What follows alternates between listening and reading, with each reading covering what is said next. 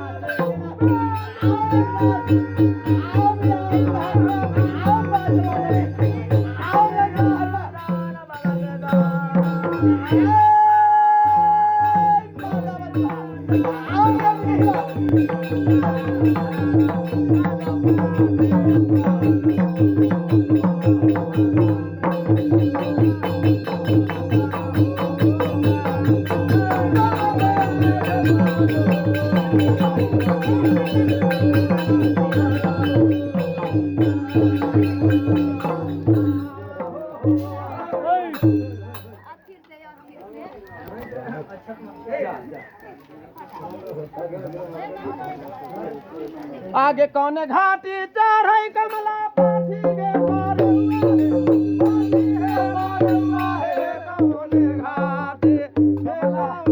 घाटे कमला दूधवा के धारे कौन घाटे कमला दूधवा के धारे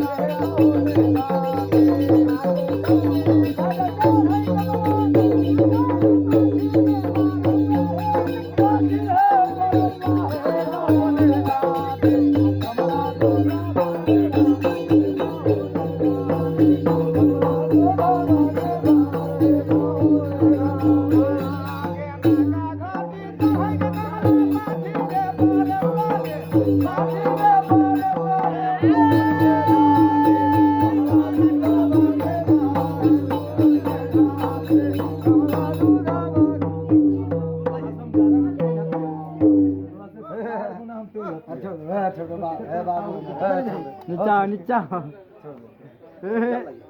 बूट भर के धेरिए हते ताव लगैत रहै छै बुझाइ छै जे हमरा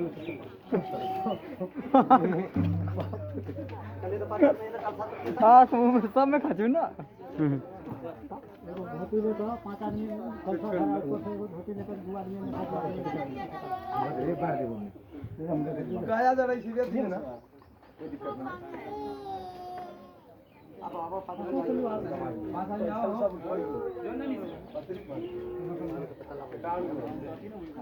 दुकान पता लगा डालम मार ना पहले पान का पता लगा वो काम करो ना निकाल कर वो यही पान के पता है ठीक है सर भाई नहीं तो वो पीछे ही पान के हाय इतने घंटा डाला में पूरा पूजा करा ले भाई चले दाहिना करना पड़ेगा कर सर भाई ना पानी सुबह कहीं आने के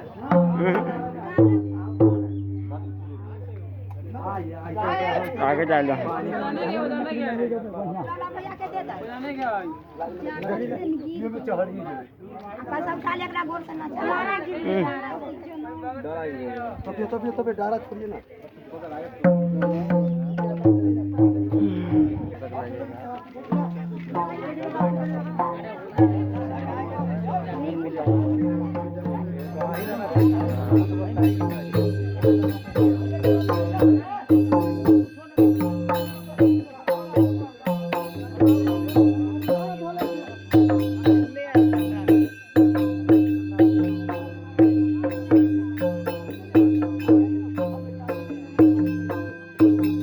कपड़ा हमार डाल ले लेगा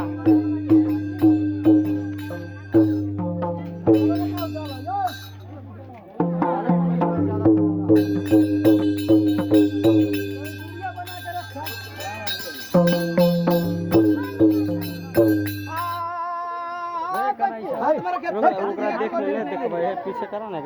आय तकिए पांथा बैठा लई गोसाइया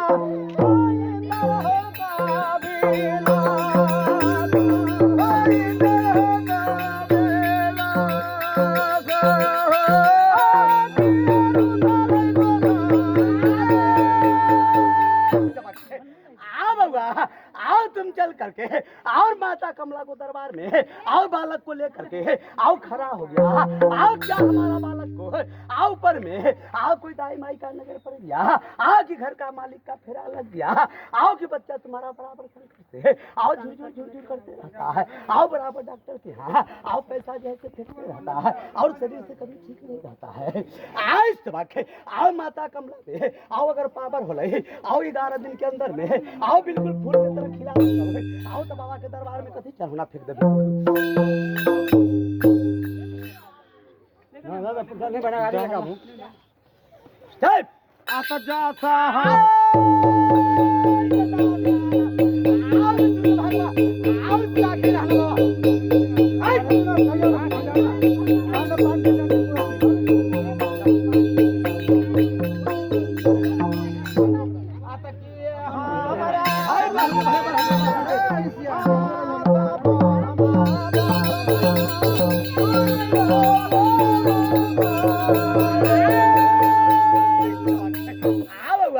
आओ पर पंजनी जा परमेश्वर बीच में गंगा का धारा बह रहा है सेवक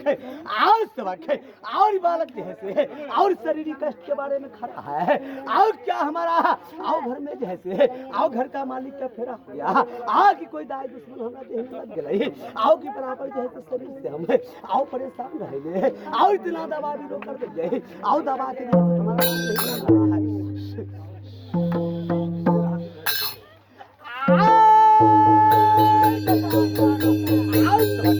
आओ जल को जैसे आओ नहा करके आओ 11 दिन खाना आओ बिल्कुल जब ठीक रहेगा आओ तो 5 लड़की गिरवा महाराज के दरबार में फांस देगा तो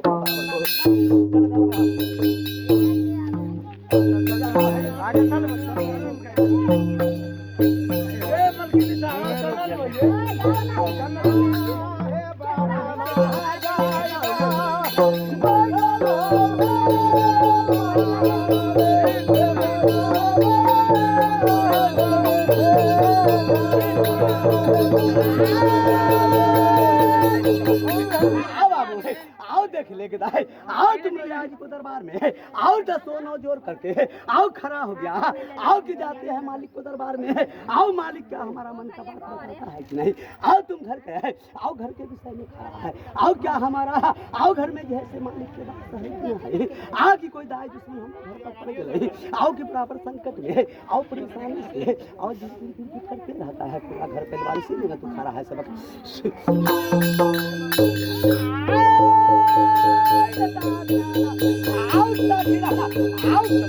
आओ एक छत को 2 भाग बना देना। आओ एक भाग में चारों कोना डाल देना। आओ एक भाग में पूरे परिवार खीर बना करके जिस दिन घर में देवता का बरागन हो दिनेश और पूरे बाले बच्चे मिलके पाले पैसा से हमर कान भरल है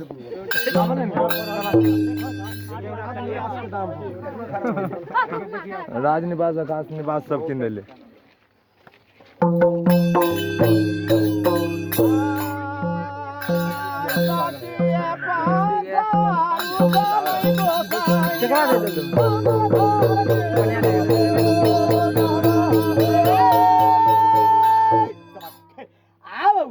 आओ तुम राजा जी को दरबार में आओ 10 नौ जोर करके आओ खड़ा हो गया। आओ कि जाते हैं मालिक को दरबार में आओ क्या हमारा आओ घर पड़े और हमारा शरीर पड़े आओ कोई दाई माई के नजर पड़ गए आओ कि घर के देवता बिगड़ गए आओ कि बराबर संकट में तुम आओ बन बन के करता तोड़ दिया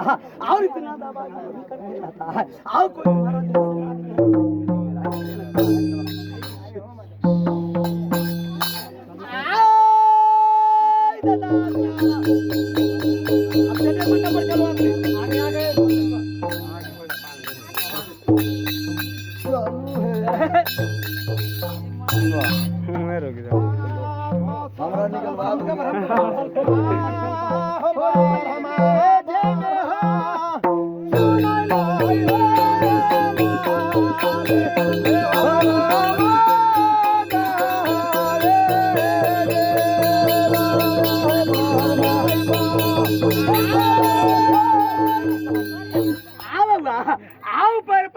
परमेश्वर बीच में गंगा का धारा बह रहा है सबक। आओ सबक, आओ तुम जो है से राजा जी को दरबार में, आओ दसों नौ जोर करके, आओ खड़ा हो गया, आओ की जाते हैं, आओ मालिक को दरबार में, आओ क्या हमारा, आओ इतना कर दिए, आओ क्या हमारा मालिक जैसे, आओ आगे बढ़ा करके, आओ पीछे मुझे जैसे खींच देता है, आओ देखते हैं कि हमारा, आओ जैसे कारोबार नौकरी रोजी में जैसे, आओ क्या मालिक हमारा, आओ दिखाई देता है, आओ कि हमारा, और यह काम पूरा होने वाला है, आओ जो है तो वहां से तुमको रोक लग जाता है बाबू। यही बात ना हो, चलिए